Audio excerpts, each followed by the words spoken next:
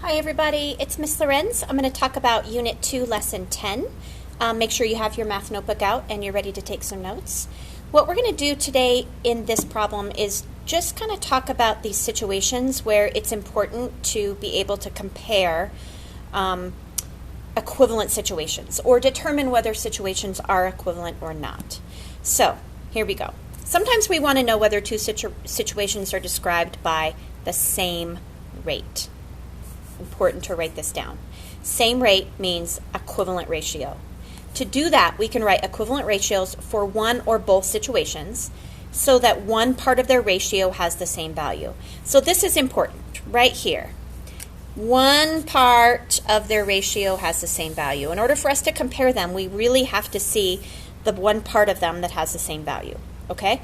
So what we're looking at here in this double number line is a paint problem, and we're going to compare Kieran and Tyler's shade of paint, and we're looking at their shade of orange paint. So they're mixing red paint and yellow paint. This double number line is for Kieran. Kieran uses 9 teaspoons of red and 15 teaspoons of yellow to get his shade of orange. I circled the 9 to 15 because we're going to use that to look at how Kieran's ratio compares to Tyler's. Okay, so here, do you guys see that here's a 15 teaspoons for Kieran and a 10 teaspoons for Tyler in determining the amount of yellow paint that they're going to use.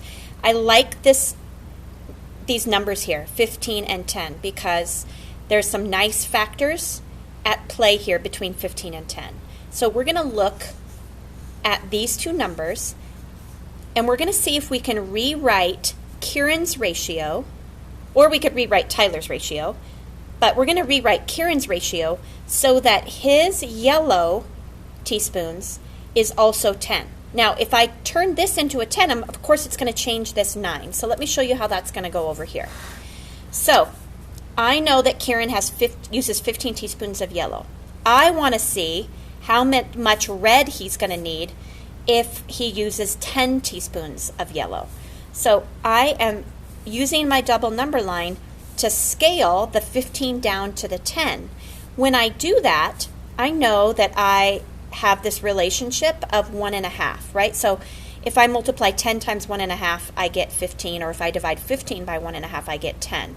So I'm going to do the same thing with the 9. I'm going to divide that by 1.5, and I get 6. So now I know that Kieran's ratio of 9 to 15 can also be written as 6 to 10. That is equivalent. These are equivalent ratios. Remember that. That's what the double number line does for us.